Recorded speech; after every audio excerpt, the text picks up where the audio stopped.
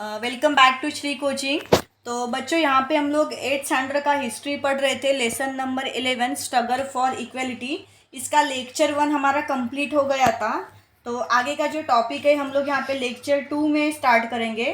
तो लेक्चर चालू करने के पहले मैं वापस से आपको एक बार याद दिलाना चाहूँगी कि मेरे लेक्चर्स को जो भी वीडियोज़ है उसको लाइक एंड सब्सक्राइब करना ना भूलना।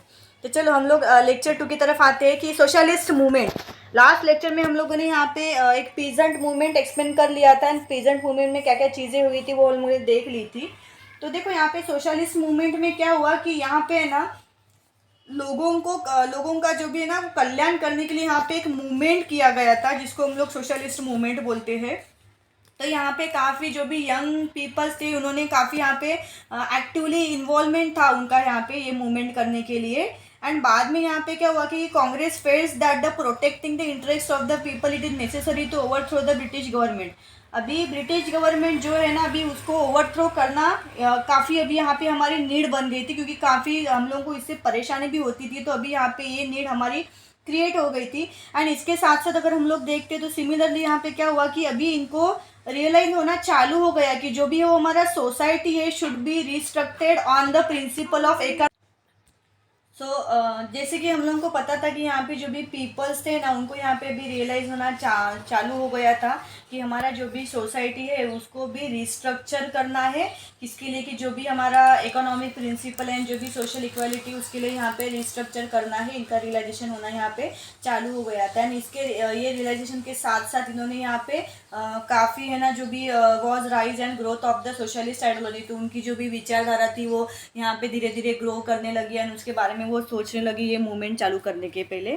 एंड जैसे कि हमारे जो भी सोशलिस्ट जो भी यूथ थे तो इन्होंने यहाँ पे क्या किया था कि जब वो नासिक में जेल में थे प्रिजन में थे तब उन लोगों ने यहाँ पे डिसाइड किया था कि हम लोगों को एक सोशलिस्ट पार्टी बनानी है with in the INC Indian national Congress हम लोग जिसको बोलते हैं। तो इन लोगों ने यहाँ पे डिसाइड कर लिया था कि जेल में बैठे बैठे कि हम लोगों को एक सोशलिस्ट पार्टी क्रिएट करना है। एंड उनके डिसीजन के साथ साथ उन्होंने क्या किया कि 1934 में यहाँ पे सोशलिस्ट पार्टी बना ली, कांग्रेस सोशलिस्ट पार्टी बना ली जहाँ पे काफ़ी कुछ लीडर्स का भी इन्वॉल्वमेंट था। जैसे हम लोग देखते हैं कि जो भी आचार्य नरेंद्र देव जयप्रकाश, नारायण मीनू मसानी, डॉक्टर राम मनोहर लोहिया, तो ये सारे यहाँ पे लीडर्स का भी इन्वॉल्वमेंट था। एंड जैसे हम लोग देखें कि जो क्विट इंडिया मूवमेंट हमारा 1942 में चला था तो इसमें काफ़ी हमारे जो यंग सोशलिस्ट थे वो भी यहाँ पे सामने थे, लड़ने के लिए यहाँ पे सामने आए थे। एंड जैसे कि देखो हम लोग यहाँ पे देखते हैं कि Indians got introduce to Karl Marx and his communism. देखो कम्युनिज्म का मतलब क्या होती है कि पर्टिकुलर है ना एक स्टेट गवर्नमेंट रिस्पॉन्सिबल होती है कुछ भी काम करने के लिए। एंड कर्ल मैक्स जो है ना ये एक जर्मन फिलोसोफर है। तो यहाँ पे है ना इन्होंने इंडियंस को है ना यहाँ पे इंट्रोड्यूस किया था to Karl Marx and his communism ये सारी चीज़ें कम करने के लिए। एंड यहाँ पे जो लोकमान्य तिलक थे इन्होंने ऑलरेडी है ना एक आर्टिकल लिखा था मार्क्स के ऊपर इन 1881 में। एंड फर्स्ट वर्ल्ड वॉर होने के बाद देखो इसका जो लगभग असर है ना जो फर्स्ट वर्ल्ड वॉर का तो हम लोगों ने यहाँ पे कम्युनिज्म की तरफ देखा था कि क्या हो रहा था। एंड अगर हम लोग यहाँ पे लगभग 1925 में आते हैं वहाँ पे क्या हुआ था कि जो भी हमारा कम्युनिस्ट पार्टी था वो यहाँ पे फॉर्म हो गया था एक तरीके से इंडिया में। एंड वहाँ पे जो भी वर्क वगैरह हम लोगों का चल रहा था ना building militant organisation of worker and peasant was done by the young communist. तो ये लोगों ने जो भी यंग कम्युनिस्ट थे इन्होंने यहाँ पे एक ऑर्गेनाइजेशन बना लिया था। एंड बाद में जो हमारा ब्रिटिश गवर्नमेंट था उन्होंने यहाँ पे भी स्टार्ट किया था feeling the danger of communist movement. अभी उनको यहाँ पे फील होना चालू हो गया था कि इनका कम्युनिस्ट मूवमेंट ये चल रहा है तो इससे हम लोगों को धोखा हो सकता है, इससे हम लोगों को परेशानी हो सकती है। ये फीलिंग आना अभी ब्रिटिश गवर्नमेंट को चालू हो गई थी। तो उन्होंने क्या किया कि जो भी श्रीपद अमरुद डांगे मुजफ्फर अहमद केशव नीलकांत इत्या एक्सेट्रा ये जो लोग थे ना तो इनको है ना इन्होंने अरेस्ट कर लिया था। अब ब्रिटिश गवर्नमेंट क्या करता था उनको हमारे कोई भी इंसान से अगर डर लगता है तो वो उनको उठा के जेल में डाल देते थे। एंड किसी ने कोई अगर गलत काम कुछ भी किया उनके खिलाफ तो उनको फांसी दे देते थे। तो एज यूजल उन्होंने उनको क्या किया कि उनको अरेस्ट कर लिया। एंड उन्होंने ना झूठा आरोप लगाया था यहाँ पे कि they were charge with a planning of conspiracy to overthrow the British rule. तो उनको है ना अरेस्ट किया, झूठा आरोप लगाया था कि ये ब्रिटिश रूल के अकॉर्डिंग टू यहाँ पे एक कॉन्स्पिरेसी कर रहे हैं। ऐसे झूठे आरोप के पीछे उन्होंने उनको वहाँ पे अरेस्ट भी कर लिया था। एंड यहाँ पे जो भी ट्रायल्स वगैरह थे ना, took place at the Meerut and therefore known as Meerut conspiracy. देखो इन्होंने एक झूठा आरोप लगाया था एंड वो झूठे आरोप के पीछे ना उनको वो लोगों को है ना अलग अलग यहाँ पे पनिशमेंट भी दी थी। एंड यहाँ पे ना ऐसे जैसे कि हम लोग बोल सकते हैं कि trial took place at the Meerut, Meerut नाम का एक जगह है, वहाँ पे ये सारी चीज़ें हुई थी एंड इसी को हम लोग मीरूट कॉन्स्पिरेसी केस ये बोलते हैं। तो ये इंपॉर्टेंट है, आप इसको अंडरलाइन कर लेना कि मीरूट कॉन्स्पिरेसी केस क्या है। एंड ये मीरूट ट्रायल होने के बाद इसका जो भी इन्फ्लुएंस वगैरह था कम्युनिस्ट वर्कर के वर्कर्स ने यहाँ पे एक मूवमेंट किया था एंड वो यहाँ पे वैसे के वैसे चल रहा था। इसके बाद बाद में हम लोग देखते हैं कि फेमिनिस्ट मूवमेंट क्या था, यहाँ पे क्या क्या हुआ था। तो जैसे कि हम लोग इंडियन सोशल सिस्टम के अगर बारे में बात करते हैं तो ये वीमेंस को है ना ऑलवेज है ना सेकेंडरी पोजीशन में रखते थे, उनको कभी पहला स्थान नहीं दिया है।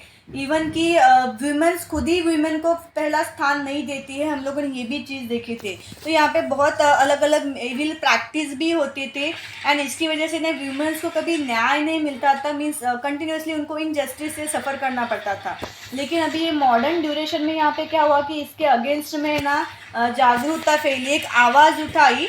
तो वहाँ पे कुछ मेल्स लोग हैं ना वो आगे आए, उन्होंने इनिशिएटिव लिया एंड इन्होंने यहाँ पे है ना मूवमेंट चालू किया related to woman in the course of time, है ना, कि इन्होंने भी वीमेन के लिए ना यहाँ पे एक मूवमेंट चालू कर दिया एंड वहाँ पे कि वीमेंस भी लीडर्स हो सकते हैं। देखो हम लोग अगर पहले के टाइम पे देखते तो लीडर्स में वगैरह जितनी भी आगे वाली जो चीज़ें थी जहाँ वहाँ पे मेंस ही रहते थे, वीमेंस लीडर्स हम लोगों ने देखे ही नहीं थे।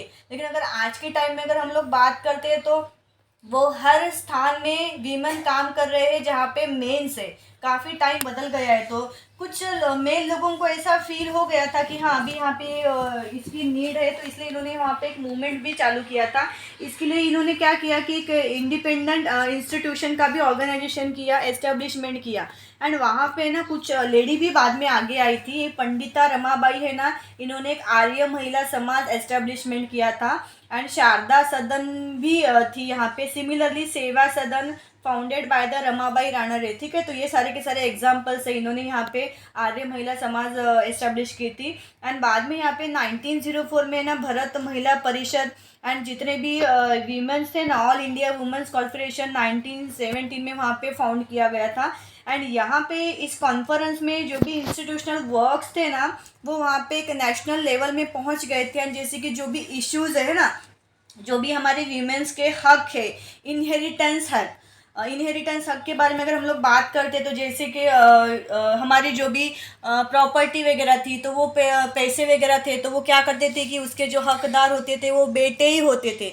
लेकिन आज के टाइम में अगर बेटी को उसमें से हिस्सा लेना है तो बेटी ले सकती है, वैसा केस कर सकती है। तो ये सारी बहुत सारी चीज़ें यहाँ पे इन्होंने चालू कर दी थी एंड वुमन का यहाँ पे जो भी स्ट्रगल था, woman had to struggle through the medium of the. तो इन शॉर्ट यहाँ पे वीमेन का जो भी राइट्स था उनके राइट्स के लिए यहाँ पे काफ़ी कुछ चीज़ें डिस्कस होने लगी थी एंड जैसे कि हम लोग देखते हैं कि रखमाबाई जनार्दन ने क्या किया था कि सेव was the first practising women doctor in India. देखो जहाँ पे वीमेन को ऑलरेडी ऑलवेज सेकेंडरी पोजीशन में रखा जाता था, वहाँ पे ये जो रमाबाई जनार्दन थी ये पहली डॉक्टर थी इंडिया की, फर्स्ट प्रैक्टिसिंग वुमेन हम लोग जिसको बोलते हैं। तो हम लोग देख सकते हैं कि वीमेंस का जैसे ही एक ये पहचान है कि हाँ वो भी आगे जा सकती है, तो आज हर चीज़ में मेंस के साथ साथ वीमेंस खड़ी है, आज वो भी डॉक्टर है यहाँ पे हम लोग देख सकते हैं। एंड इन्होंने क्या किया कि जो भी सीरियस हेल्थ इश्यूज़ थे ना उसके ऊपर है ना उन्होंने यहाँ पे अलग अलग स्पीचेस लेक्चर्स देना स्टार्ट किया। उसके बारे में ना उसने ओपनली है ना समाज में जागरूकता फैलाई कि ऐसी ऐसी चीज़ें होती है, हेल्थ सीरियस हेल्थ इश्यूज़ वगैरह क्या क्या होते हैं, इसके बारे में उसने पूरे समाज में जागरूकता फैलाई एंड इसने यहाँ पे ना एक ब्रांच ओपन की है जिसका नाम है red cross society at Rajkot.